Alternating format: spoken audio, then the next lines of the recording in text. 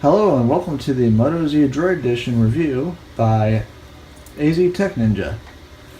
Today we are joined by Frankie, and we are going to go ahead and go through with the review on this device. She's been using the device for... It's been about 2 weeks, and you saw the unboxing video, and I've been using about 2 weeks. At first, I wasn't really that impressed by the phone, and then I warmed up to the phone, but then about a week later, after the battery life started really showing its limits, I started to see the faults in the phone. So basically, we've already gone over the phone specs, but just a quick reminder, it has a Snapdragon 820, has 4 gigs of RAM, and I believe a meager 2600 milliwatt per hour battery, which is its biggest downfall.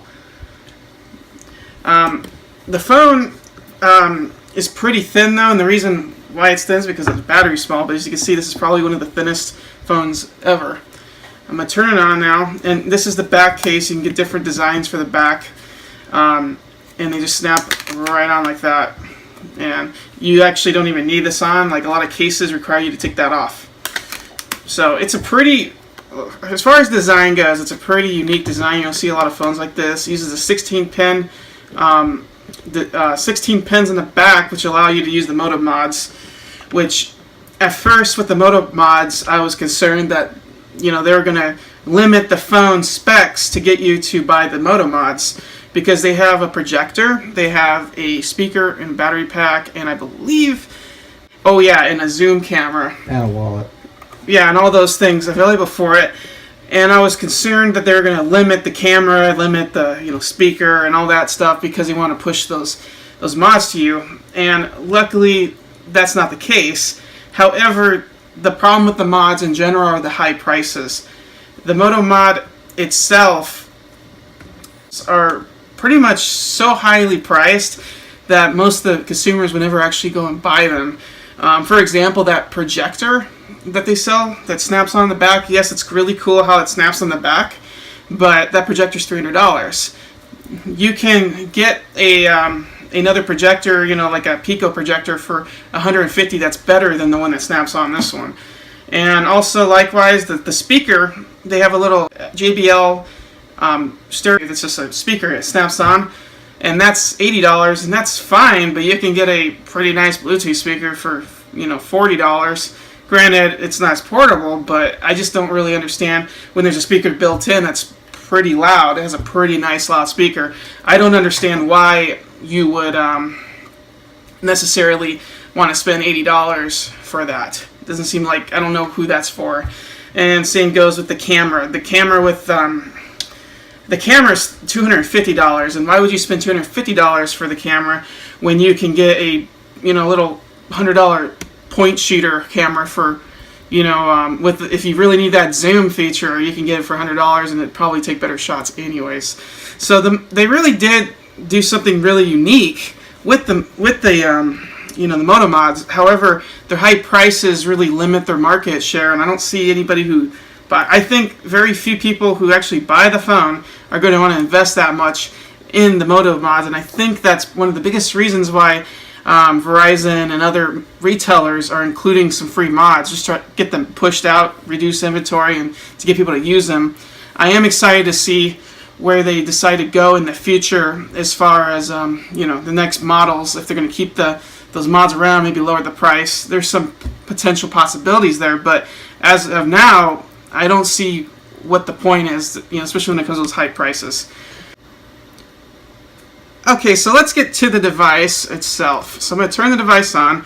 The device itself is running Android 7.0, not 7.1 like the Pixel. That's still in the pipeline. That is coming to the Moto phones, but as of now, it's running 7.0, which is nice because a lot of manufacturers are just starting to get there. I know Samsung is just getting there, and on Verizon, the Samsung S7 Edge, which I believe is the best phone you can buy at the moment. However, that's still running 6.0. So there is a nice Motorola touch by keeping things basic, keeping the skin to a minimum. It's pretty much as close as you're going to get on, besides the Pixel, the closest you're going to really get to a pure Android experience, which does speed the phone up right along. So it's a very fast phone. If you go into like the menu, for example, let me get into that. You can see how fast everything. Usually the menu is a good place to test it because that's when you're going to see some slowdown. But there's absolutely no slowdown on this phone. This device is a very solid device, very speedy, and like I said, the only thing I had to disable, because this is a Verizon Edition phone, was the bloatware, and I did that as soon as I could. Got rid of that Verizon bloatware, or at least disabled it. But besides that, it's a pretty solid device. The screen is an AMOLED screen, which is an always-on screen. It's beautiful colors, rich, deep colors. It's probably second to the S7 Edge, which I believe has the best screen out of all of them, just because of the type of screen that is. This is a slightly different type AMOLED, but it's, the contrast, the colors, the depthness, it's right up there with the higher tier phones. Now, one of my biggest complaints about this phone, however, was that the battery life, which I mentioned earlier, is lacking. And granted, there's options for you. If you want a Moto Z and you like the OS and you like Motorola phones, but you want a better battery life, you have a couple of options. You can get a Moto Mod battery pack for this phone. It runs about $80, and it will increase your battery by at least double. I think it might even be triple your battery life. And that's one way to go. A second way to go is get the Moto Z Force, which I believe costs an extra $100, but you get a better glass cover for the screen. I think it's like really good quality, like scratch-proof glass screen, and you get a thicker battery. The downside with the increased battery life is the phone is about double the thickness, which for most people probably isn't such a big deal, because when I say double the thickness, it's still right around the size of most phones. But that does take away from kind of the design edge of this phone, no pun intended. This phone is so thin, this could be a Razer phone. Like, they could have stamped the Razer, proudly stamped the Razer name on this phone because it's so thin. But for the most part, the speakers, great speakers. The camera, it only has one speaker, so I say it, but the speaker that's built in is the same as the headset speaker, but it gets super loud. The only downside I have with the speaker is it gets really loud, but there's some detail. The depthness seems a little limited, but that's mostly the case with phones in general, especially single speaker phones. One cool thing about the front-facing selfie camera is it has a built-in LED light, so real flash, not your screen, turning yellow to give it an illusion of a flash, but you have a real flash on your front-facing camera, and selfies look pretty solid. I believe it's only 5 megapixels, but the quality, it might be 8, but the quality, we'll have in the notes, we'll have the actual specs of the phone, but the quality of the selfie camera is right up there. It probably is one of the top selfie cameras I've had. I call them a selfie camera, the front-facing camera. The rear camera is excellent, 12 megapixels, and it's about on par with my iPhone 6s Plus. I have a 7 I'm going to review next, and the 7 I would say has a better camera. I still think the S7 Edge is the best camera out of all of them, like overall, but it has it's about pretty good camera. I wouldn't say it's as good as the S7 Edge, and not the iPhone 7, but it's a pretty decent camera.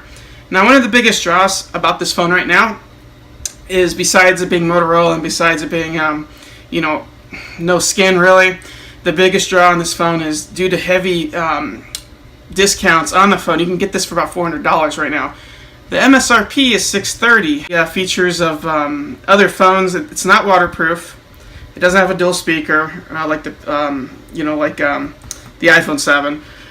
It's not waterproof. Dust resistant. I believe it's rated IP53, which is the same as the Pixel XL. And it does have an 820, not the new 821, and it came out pretty recently to have only an 820. They could have easily, probably put in a 821 CPU in this phone. So there are some limitations to the phone, but I think at the price, that you could get it under contract, I think it's a no-brainer. If you're looking for an Android phone that won't break the bank and you want some high-end specs, but if you can hold out and maybe spend a little bit more money, get the Force edition if you can find a deal on it. Unfortunately, it looks like the Forces are the ones that everybody wants, so they're not really at a great discount. So it's a good, solid phone. It's a Motorola phone, solid design build, great OS, great updates. no problems there. So that's my review, and this is AZ Tech Ninja signing out, and have a nice day.